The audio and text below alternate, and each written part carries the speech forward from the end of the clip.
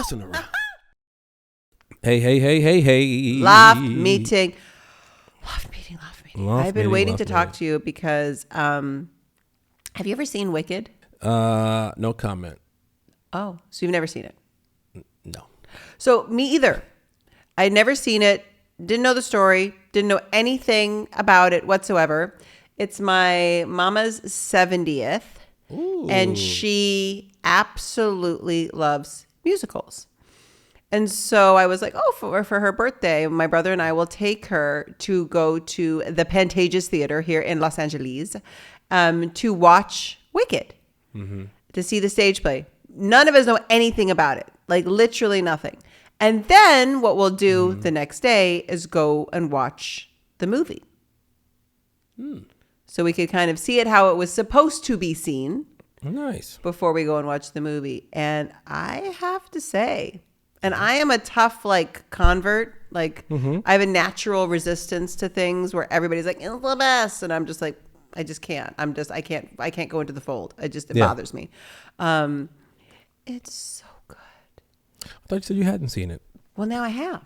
Now you have. And the past 2 days I have. I've gone to the theater. Gone to the theater. Let me ask you a question. How did the performers do?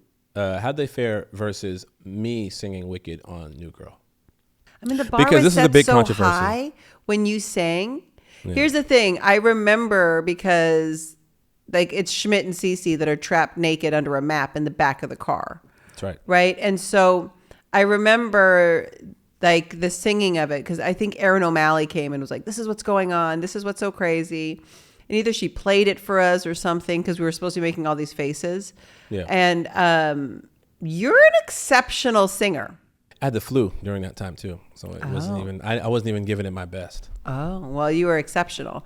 And I did think about it after when I left the theater. I was like, you would have fit really well into that movie. They could have really given you a fun, John. CAA, what's going on with y'all? Plug them in but then all of a sudden, of course, I went down the rabbit hole where I'm just like, man, and you have to have Jess could have been a really good, Galinda, and Zoe could have done that, and then I just started thinking of the New Girl cast in the Wicked movie. Who would we all have been? And I actually feel like the New Girl cast is very Wizard of Ozzy. It's not a big leap. And then you think of all the other characters, like the Bear Claw and the whatever, Tran, everybody fits into that world, the Wicked world, very well. So I feel like we need some of our super fans out there to do a mock-up. Please do. Of us in the cast of Wicked. I do think that every girl that watches that movie, though, we all see ourselves as Elfie. So that's who I would want to be. But I don't know if the New Girl, universe sees me that way. I don't know. You paint yourself green, maybe they will. Love to paint myself green. Love to be green. Remember Kermie? Kermie said it to us at first. Oh, yeah. It ain't easy being green. Do you remember the Defying Gravity song? Do you remember it? Yeah. Dun, dun, dun, dun, dun. You sing it, huh? I can't sing. I'm not going to sing it right now. You're like, I'm not singing it.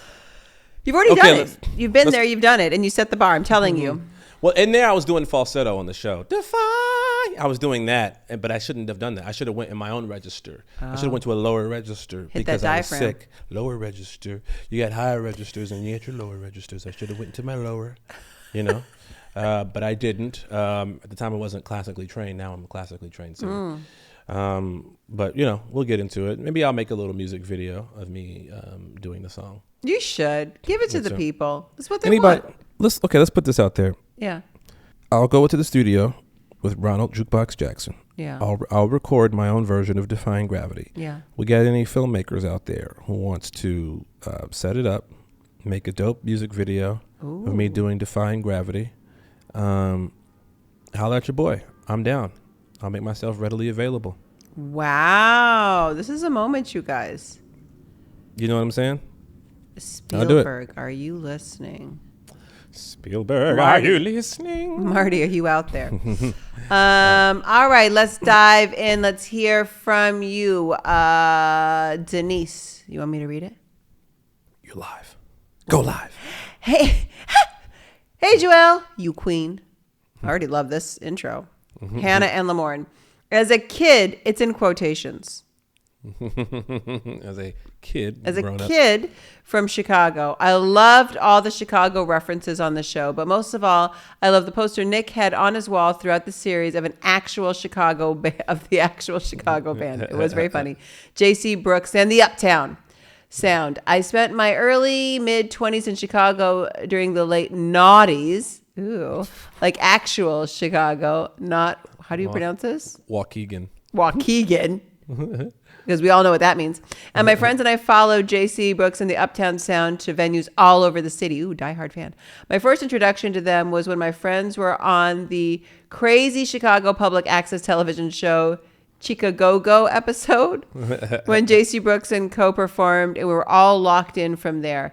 I also thought it was really cool that Jake Johnson took his tampon commercial street cred to appear in a J.C. Brooks music video with Aubrey Plaza.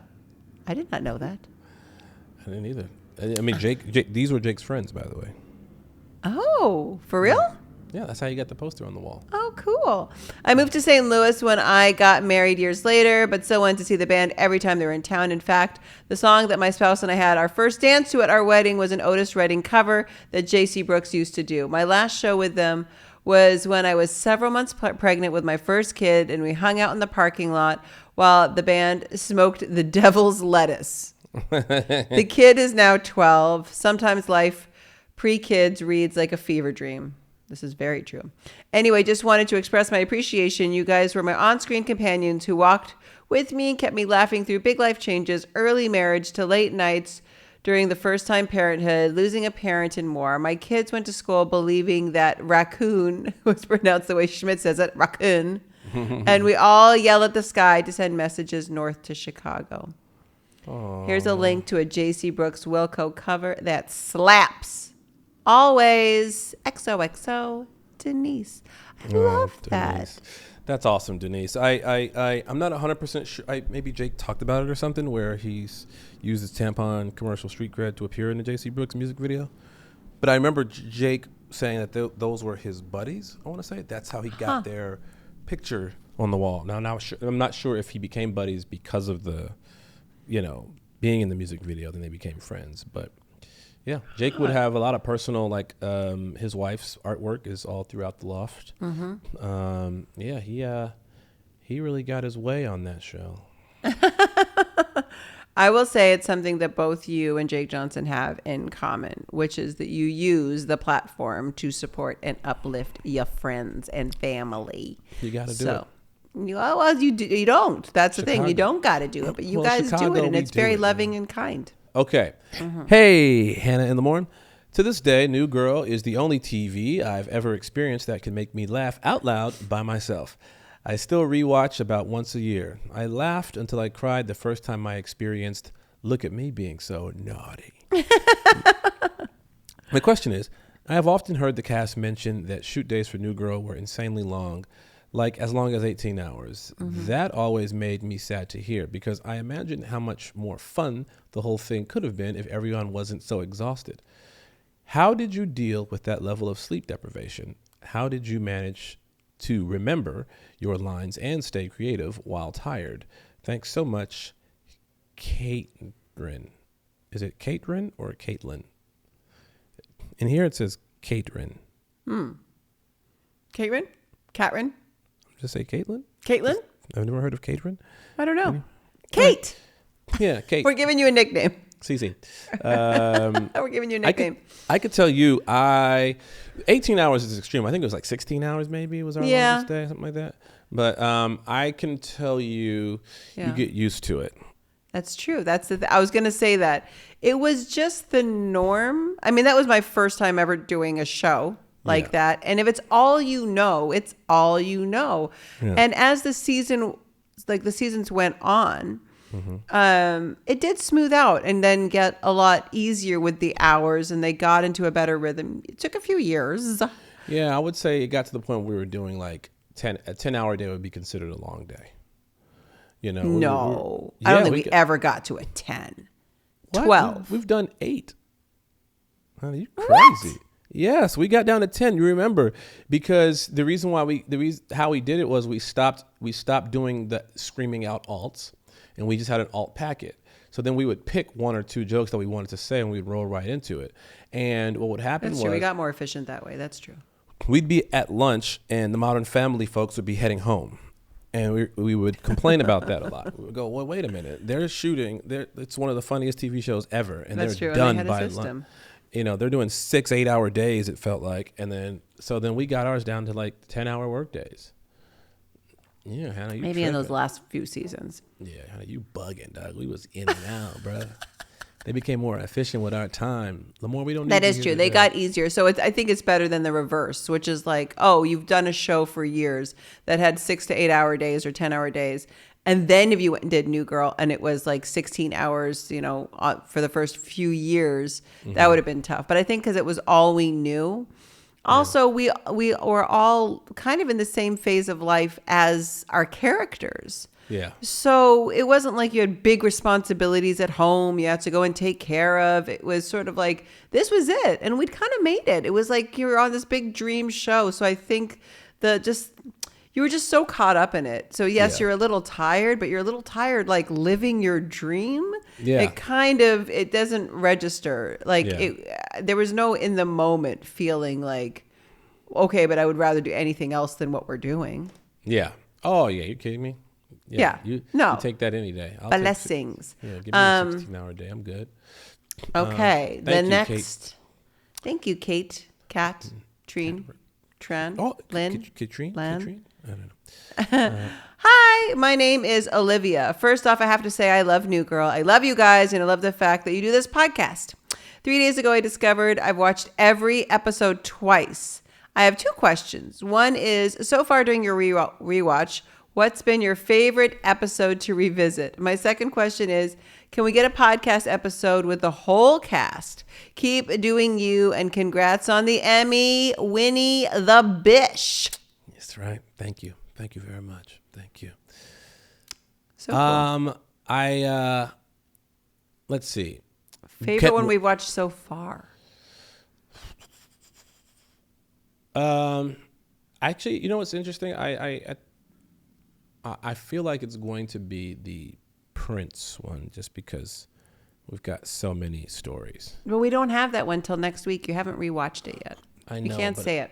I know. It's the perfect time to ask this question, Olivia, because we can't say Prince. Wait, but damn it. Okay. So pick another one. Man, that's a tough one. It's hard. Literally so many. I don't. They're all fun, and they're funny, and it's great to have that nostalgia when you're sitting back, just thinking about all the weird shit that you guys did on the show. So it's all fun, especially even some of the more chaotic episodes. It's fun to look back on them because you're done with it now. And, sure. So I would say one that I found to be very fun was Elaine's Big Day. I was going to say that was mine too. Yeah. It felt like one of our bigger, like super epic. Yeah. It was just like a big episode. And a lot of hijinks was happening. So it was fun to look at. It was fun to watch and Taylor Swift, Taylor Swift was there. That to me also, Elaine, that's why we did special merch, by the way. If you go to our website, there might be a piece or two left, but we did special Elaine and Chivy shirts because I was mad that they didn't really exist online. And we're like, we're just going to make our own. Exactly. So that's true. I was going to say that one too. Yeah.